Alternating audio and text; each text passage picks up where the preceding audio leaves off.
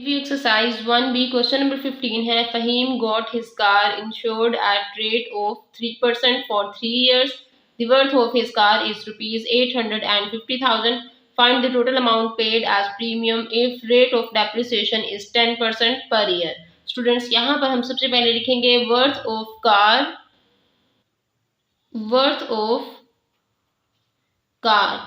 which is equals to rupees 850,000.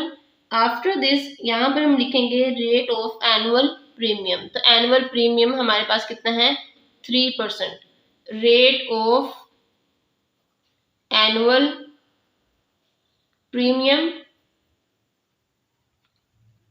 it is 3% and the depreciation rate is 10%. तो यहाँ पे अब हम लिखेंगे depreciation rate it is equals to 10%. तो स्टूडेंट्स अब हम यहाँ पर टाइम लिखेंगे which is for 3 years. Here the time is equals to 3 years.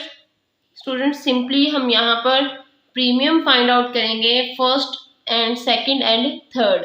यहाँ पर 3 साल के लिए प्रीमियम फाइंड आउट करना है तो इसलिए हम यहाँ पर फर्स्ट प्रीमियम फाइंड आउट करेंगे. First premium it is equals to 3% of worth of car which is 850,000.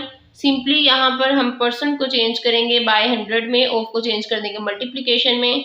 850,000 as it is. Students अब हम यहाँ पर 850,000 को मल्टीप्लाई करेंगे 3 से और उसके बाद आंसर को डिवाइड कर देंगे 100 से. ये है हमारे पास 25,500 which is the first premium. अब हम यहाँ पर फाइंड आउट करेंगे डेप्रिसिएशन. स्टूडेंट्स डेप्रिसिएशन रेट है 10%. स्टूडेंट्स यहाँ पर अब हम फाइंड आउट करेंगे depreciation after 1 year. Depreciation after 1 year which is equals to depreciation rate था हमारे पास 10% of worth of car which is 850,000. Students यहाँ पर हम सिंपली परसेंट को चेंज कर देंगे बाय 100 में और उसके बाद 850,000 को एज इट इज लिख देंगे. सिंपली 2 zeros को इन 2 zeros से कैंसिल कर दें. जब हम 10 को मल्टीप्लाई करेंगे तो हमारे पास ये आंसर होगा 85,000. तो ये है हमारे पास डेप्रिसिएशन आफ्टर 1 year. अब हम यहाँ पर डेप्रिसिएशन प्राइस फाइंड आउट करेंगे. Depreciation price after 1 year. तो ये है हमारे पास.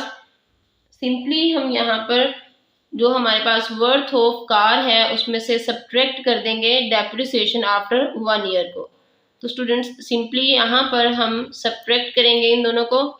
सब्ट्रैक्ट करने के बाद हमारे पास आंसर क्या होगा 850,000 माइनस 85,000. स्टूडेंट्स यहाँ पर हमारे पास आंसर है 765,000. ये है हमारे पास डेप्रिसिएशन आफ्टर 1 year. नेक्स्ट अब हम यहाँ पर फाइंड आउट करेंगे सेकंड प्रीमियम. तो सेकंड प्रीमियम है हमारे पास second premium it is equals to 3% of this depreciation price after 1 year. तो यहाँ पर हमसे लिखेंगे 765,000. सिंपली यहाँ पर हम परसेंट को चेंज कर देंगे बाय 100 में, ऑफ को चेंज कर देंगे मल्टीप्लिकेशन में. 765,000 को एज इट इज लिख देंगे. स्टूडेंट्स यहाँ पर हम इन 2 zeros को इन 2 zeros से कैंसिल करेंगे. सिंपली 3 को मल्टीप्लाई करेंगे 7,650 से. तो ये है हमारे पास 22,950. This is the amount of second premium. अब हम यहाँ पर फाइंड आउट करेंगे depreciation after 2 year. Depreciation after 2 years. Students यहाँ पर डेप्रिसिएशन रेट है 10% और 10% हम किसका फाइंड आउट करेंगे 10% ऑफ दिस डेप्रिसिएशन प्राइस। ये है हमारे पास डेप्रिसिएशन प्राइस आफ्टर 1 ईयर। अब हम नेक्स्ट इसी को यूज करेंगे। 10% ऑफ 765,000। स्टूडेंट्स सिंपली पर्सन को चेंज कर देंगे बाय 100 में, ऑफ को चेंज कर देंगे मल्टीप्लीकेशन में, and next one is 765,000। In two zeros को इन टू जीरो से कैंसिल कर दें। 10 मल्टीप्लाई बाय 7,650, और सिंपली जब हम इन्हें मल्टीप्लाई करेंगे तो आंसर होगा हमारे पास 76,500, विच is the depreciation after 2 year. अब हम यहाँ पर फाइंड आउट करेंगे डेप्रिसिएशन प्राइस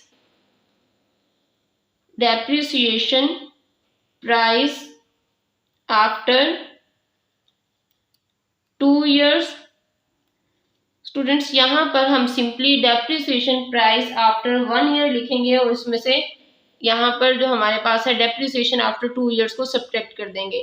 तो लिखते हैं 765,000 माइनस 76,500। अब हम इन दोनों को सब्ट्रैक्ट करते हैं।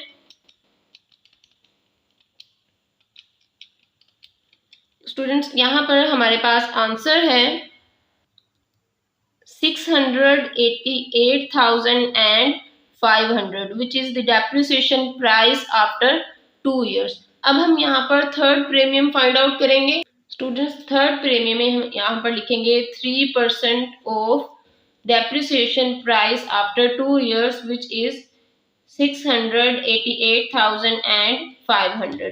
तो सिंपली यहाँ पर हम पर्सन को चेंज कर देंगे बाय 100 में, ऑफ को चेंज कर देंगे मल्टीप्लिकेशन में, और बाकी नंबर्स को एज इट इज लिख देंगे। यहाँ पर हम इन टू जीरोस को इन टू जीरो से कैंसिल कर देंगे, बाकी को हम मल्टीप्लाई करेंगे। 3 मल्टीप्लाई बाय 6885। स्टूडेंट्स आंसर है हमारे पास 20,655, विच इज थर्ड प्रीमियम। अब हम यहाँ पर फाइंड आउट करेंगे डेप्रिसिएशन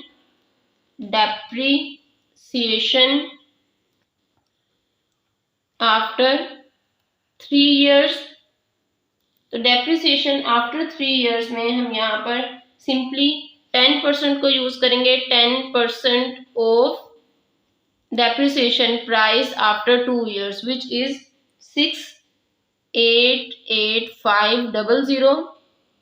स्टूडेंट्स यहाँ पर हम सिंपली पर्सन को चेंज करेंगे बाय 100 में, ऑफ को चेंज कर देंगे मल्टीप्लिकेशन में, बाकी नंबर्स को एज इट इज लिख देंगे। तो यहाँ पर जब हम इन टू जीरोस को इन टू जीरो से कैंसिल करेंगे तो आंसर होगा हमारे पास 68,850, विच is the depreciation after 3 years. अब हम यहाँ पर फाइंड आउट करेंगे डेप्रिसिएशन प्राइस आफ्टर 3 ईयर्स। तो डेप्रिसिएशन प्राइस हम किस तरह से फाइंड आउट करेंगे? डेप्रिसिएशन प्राइस आफ्टर 2 ईयर्स लिखेंगे, विच इज 688,500 माइनस 68,850। अब हम इन दोनों को सब्ट्रैक्ट करेंगे। 688,500 minus 68850, and the answer is 619,650, which is the depreciation price after 3 years. Students अब हम यहाँ पर टोटल प्रीमियम फाइंड आउट करेंगे। Total premium is equals to, first premium था हमारे पास 25,500 plus second premium is, students second premium is 22,950 plus third premium is 20,655। Students अब हम इन तीनों को ऐड करेंगे।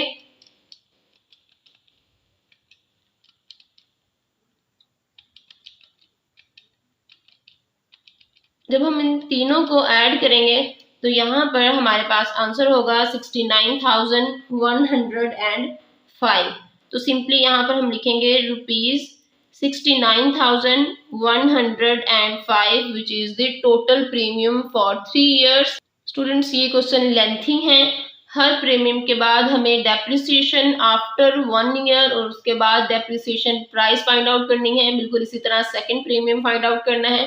अगेन डेप्रिसिएशन और आफ्टर 2 ईयर्स, और उसके बाद depreciation price after 2 years find out करेंगे। जब हम थर्ड प्रीमियम फाइंड आउट करेंगे उसके बाद भी हम डेप्रिसिएशन और उसके बाद depreciation price after 3 years find out करेंगे। स्टूडेंट्स, इस तरह से हम हर प्रीमियम के बाद उसकी डेप्रिसिएशन को फाइंड आउट करेंगे। आपने हर प्रीमियम के बाद ये ज़रूर करना है। अगर आप ऐसा नहीं करेंगे तो आपका क्वेश्चन टोटली रॉन्ग हो जाएगा, क्योंकि हम हर प्रीमियम के लिए डेप्रिसिएशन प्राइस को ही यूज़ करते हैं।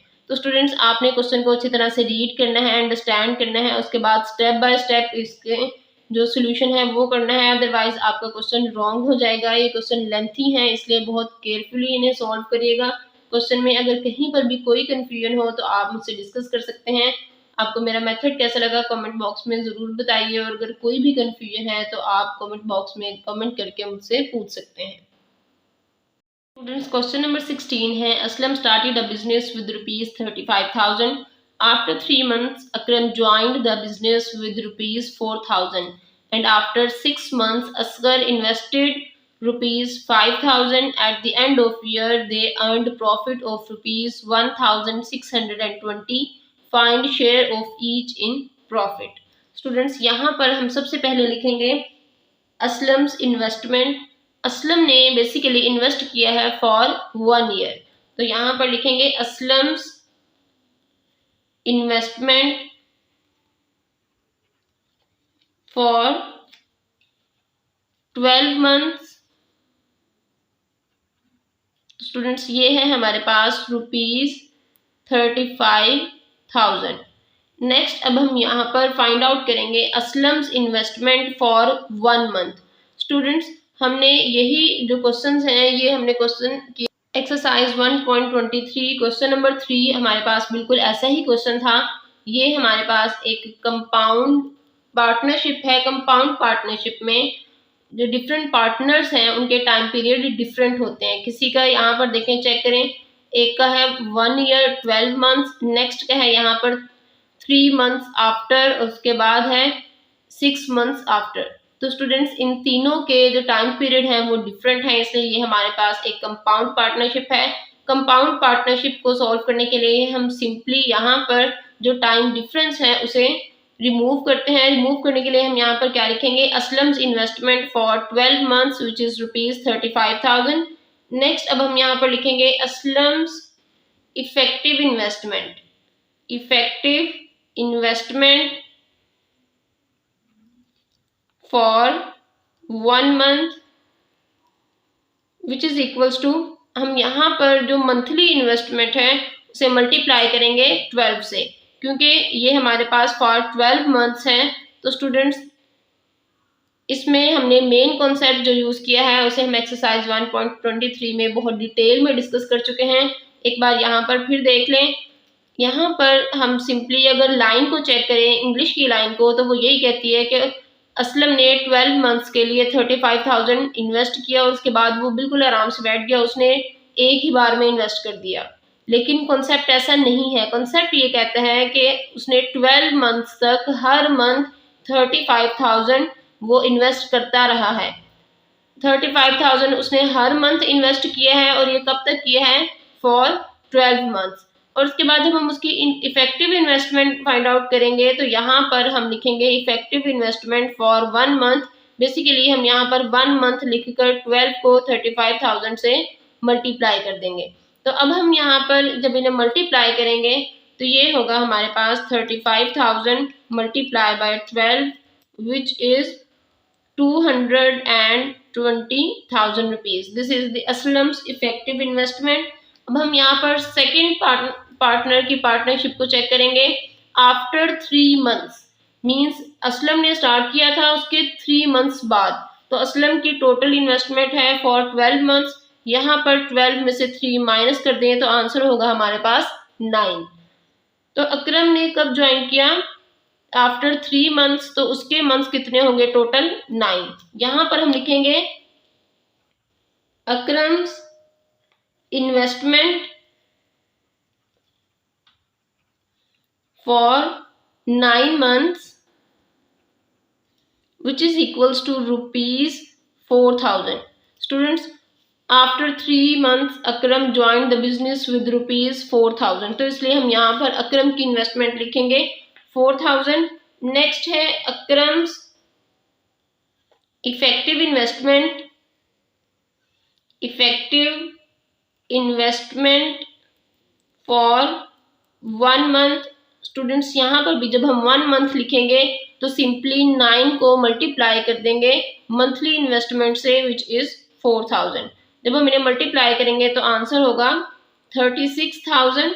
This is the Akram's effective investment. अब हम यहाँ पर फाइंड आउट करेंगे असगर्स इन्वेस्टमेंट। स्टूडेंट्स अगर असगर को चेक करें तो आफ्टर 6 months, यानी असलम ने साल के बिल्कुल स्टार्ट में अपना बिजनेस स्टार्ट किया है और उसके 6 months बाद असगर ने इन्वेस्ट किया है। इसका मतलब है कि असगर के मंथ्स किस तरह से हम फाइंड आउट करेंगे, 12 में से 6 माइनस कर दें तो आंसर है हमारे पास 6। असगर ने इन्वेस्ट किया है फॉर 6 months, तो यहाँ पर हम लिखेंगे Asghar's investment for 6 months it is equals to ₹5,000। अब हम यहाँ पर फाइंड आउट करेंगे Asghar's effective investment for 1 month which is equals to 6 multiply by 5,000। Students हमारे पास आंसर क्या होगा 30,000 which is the Asghar's effective investment for 1 month। इस तरह से हम तीनों पार्टनर्स की पार्टनरशिप फाइंड आउट करेंगे फॉर 1 month। स्टूडेंट्स अब हम यहाँ पर लिखेंगे simplest form of investment ratio. तो सबसे पहले हमारे पास है असलम, तो यहाँ पर लिखेंगे असलम रेशो अकरम रेशो असगर। स्टूडेंट्स असलम की जो हमारे पास टोटल इन्वेस्टमेंट थी वो है 420,000। रेशो अकरम की इन्वेस्टमेंट है 36,000 एंड द पार्टनरशिप और investment of Asgar is 30,000। Students यहाँ पर अब हम इन्हें सिंप्लीफाई करेंगे। चेक करें यहाँ पर हमारे पास 3 zeros तीनों में है, इसलिए हम यहाँ से 3 zeros को कैंसिल कर देंगे। It is 420 ratio 36 ratio 30। अब हम यहाँ पर इन्हें कटिंग करेंगे सेम नंबर से।